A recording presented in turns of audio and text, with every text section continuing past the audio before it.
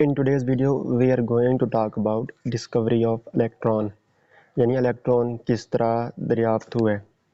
आज तो हम जानते हैं ना कि भाई एटम के अंदर इलेक्ट्रॉन होते हैं, प्रोटॉन होते हैं, न्यूट्रॉन होते हैं, लेकिन 1897 से पहले ये नहीं मालूम था। यानी 1897 से पहले ये कहा जाता था कि एटम जो है वो इंडिविजिबल पार्टिकल है, नाकाबिल तकसीम है और इसके अंदर मज़ीद कोई पार्टिकल नहीं है।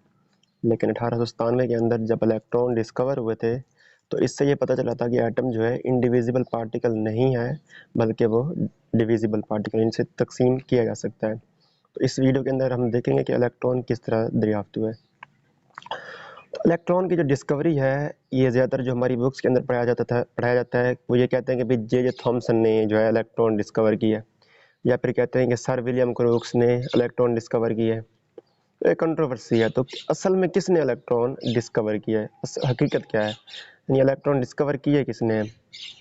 तो ये जो इलेक्ट्रॉन की डिस्कवरी है ना, ये किसी एक साइंसदान का काम नहीं था।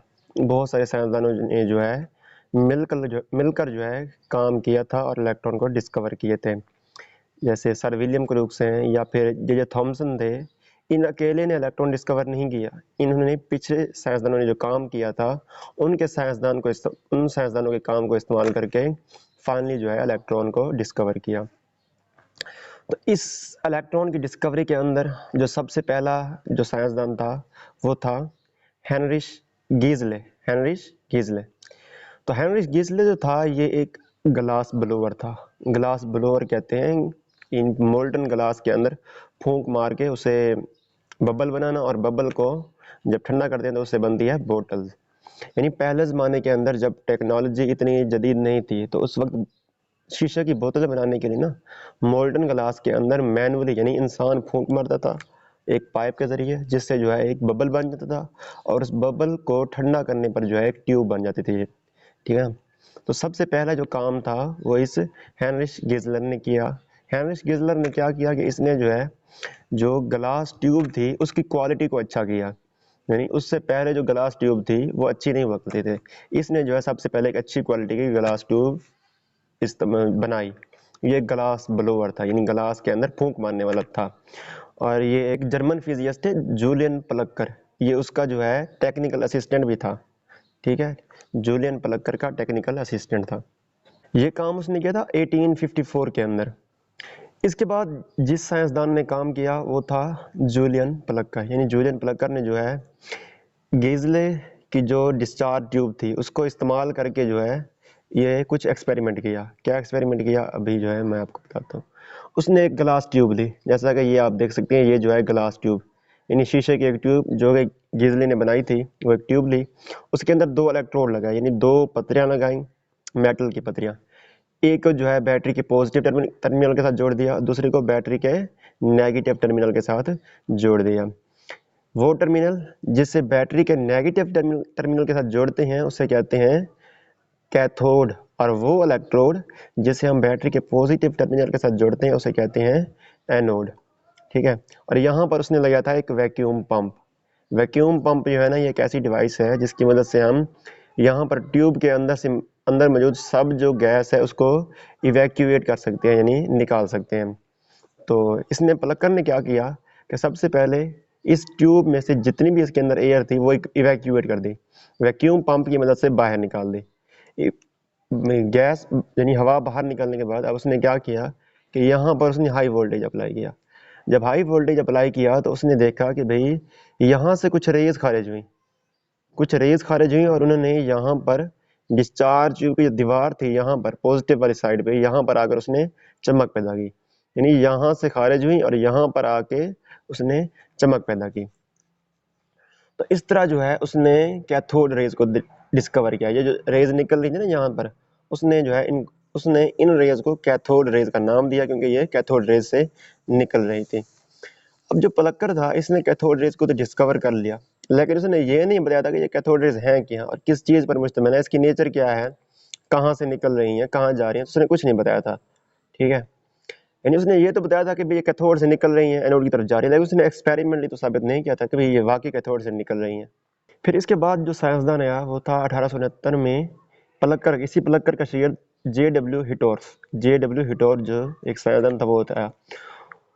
उसने जो है एक तो काम किया कि भाई इस वैक्यूम को इम्प्रूव किया, यानी अच्छी क्वालिटी का वैक्यूम उसने लगाया, जिसने जो है सारी एयर जो है यहाँ से इवैक्यूएट कर दी। फिर उसके बाद क्या किया, जब उसने यहाँ पर बैटरी के टर्मिनल के साथ जोड़ा ना, तो उसने उस यहाँ से रेज प्रोड्यूस हुई। तो उसके बाद यहाँ पर उसने एक प्लेट रखी, एक ओपाक ऑब्जेक्ट रखा, यानी ओपाक कहते हैं गैर शफाफ को। उसने यहाँ पर एक गैर शफाफ ऑब्जेक्ट रखा, तो उसने देखा कि यहाँ पर जो है कुछ शेडो प्रोड्यूस हुआ। यानी यहाँ पर जब उसने ये एक ओपाक यानी गैर शफाफ ऑब्जेक्ट रखा, तो साया जो था वो इस तरफ प्रोड्यूस हो रहा है, यानी इस तरफ साया प्रोड्यूस हो रहा है। अब साया इस तरफ प्रोड्यूस हो रहा है, तो आप अंदाज़ा लगा सकते हैं कि भी रेज डेफिनेटली इस तरफ से आ रही होती हैं, क्योंकि जो साया बनता है वो अपोजिट डायरेक्शन में बनता है। ये आपको पता है कि साया हमेशा जो सोर्स होता है उससे अपोजिट डायरेक्शन में बनता है। तो इस तरह जो है उसने साबित किया कि कैथोड रेज जो हैं वो वाकई कैथोड से खारिज हो रही हैं। फिर इसके बाद है 1879 के अंदर सर विलियम क्रूक्स, जो कि जाने पहचाने हैं, आप जिसके बारे में अक्सर पढ़ चुके हैं। सर विलियम क्रूक्स है। सर विलियम क्रूक्स ने क्या किया कि यहाँ पर जो है उसने एक मैग्नेट अप्लाई किया, यानी इस ट्यूब के अराउंड जो है ना मैग्नेट अप्लाई किया, मैग्नेट जो है ना रखा, यानी यहाँ पर ऐसे इसके इर्द गिर्द मैग्नेट रख दिया। तो जब उसने मैग्नेट रखा तो फिर उसने देखा कि भाई ये जो रेज थी जो यहाँ से खारिज हो रही हैं, ट्यूब के अंदर खारिज हो रही हैं, तो ये रेज बेंड हो रही थी। तो डायरेक्शन ऑफ बेंडिंग की डायरेक्शन से उसने अंदाज़ा लगाया कि भाई कैथोड रेज जो हैं नेगेटिवली चार्ज्ड हैं। ठीक है ना।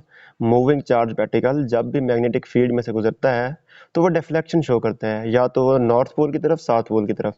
अब जब इन्होंने डिफ्लेक्शन शो की तो इससे साबित हो गया कि भाई ये वाकई जो है नेगेटिवली चार्ज्ड हैं, इनके ऊपर नेगेटिव चार्ज है। उसके बाद जो था सर विलियम क्रूक्स ने ही यहाँ पर जो कैथोड है ना, कैथोड को चेंज करके देखा, यानी मुख्तलिफ मेटल्स यहाँ पे इस्तेमाल किया है। ठीक है ना, बहुत सारी मेटल्स है, जैसे आयरन मेटल्स है, एल्यूमिनियम मेटल है, कॉपर मेटल है, गोल्ड मेटल है, सिल्वर मेटल है। तो उसने यहाँ पर डिफरेंट जो है मेटल्स इस्तेमाल करके देखी।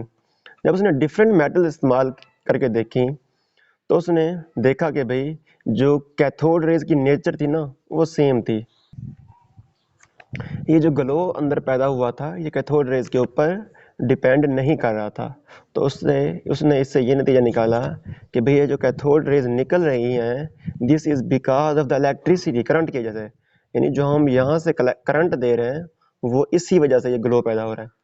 और डेफिनेटली वो सच्चा था, क्योंकि यहाँ से जो हम इलेक्ट्रिक करंट दे रहे हैं, करंट असल में है क्या, फ्लो ऑफ इलेक्ट्रॉन, यहाँ से इलेक्ट्रॉन जा रहे थे, और ये जो ग्लो था ये भी इलेक्ट्रॉन की वजह से ही है। फिर इसके बाद आए 1892 में हेनरिच हर्ट्ज जो है साइंसदान था, वो आया। उसने जो है यहाँ पर अब कैथोड रे ट्यूब, इसे हम डिस्चार्ज ट्यूब भी कहते हैं और कैथोड रे ट्यूब भी कहते हैं। ये जो हमारे पास है ना शीशे की एक ट्यूब है, इसे कैथोड रे ट्यूब भी कहते हैं, डिस्चार्ज ट्यूब भी कहते हैं, ग्लास ट्यूब भी कहते हैं।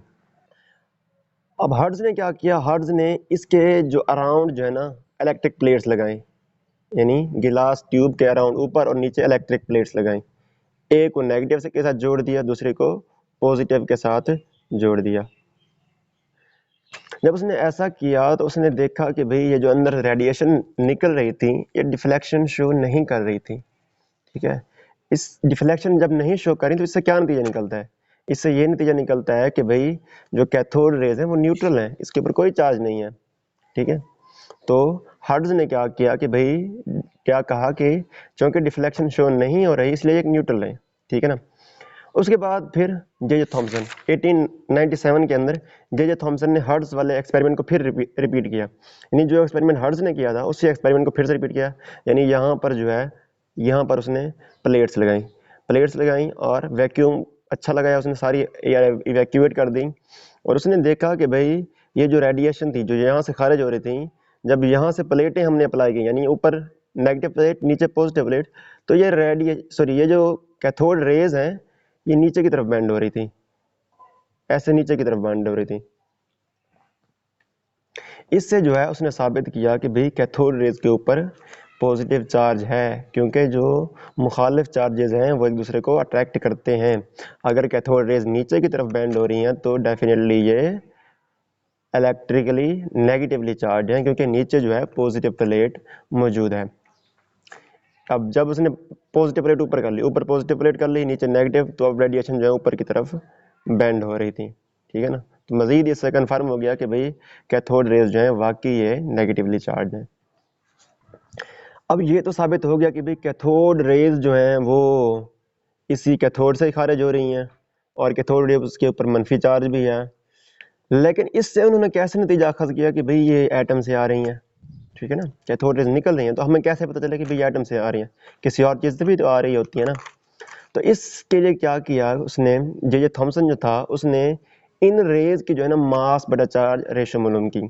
जब मास बटा चार्ज रेशो मालूम की तो पता चला कि भाई जो लाइटेस्ट एटम है हाइड्रोजन, ये उससे भी 1836 गुना कम थी।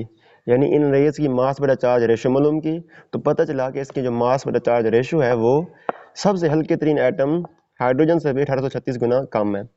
जब एटम छोटे तरीन एटम से भी छोटी चीज कोई आ रही है तो इसका मतलब वो एटम से ही निकल रही होगी ना। जो एटम की मास बटा चार्ज रेशो है वो पहले ही मालूम की जा चुकी थी, जितने एलिमेंट्स उस वक्त डिस्कवर थे उनके सब की मास बटा चार्ज रेशो मालूम थी। तो इस तरह कंपैरिजन करके उसने पता चलाया कि भाई ये जो इलेक्ट्रॉन है ये वाकई कैथोड से आ रहे हैं और ये एटम के अंदर ही मौजूद होते हैं।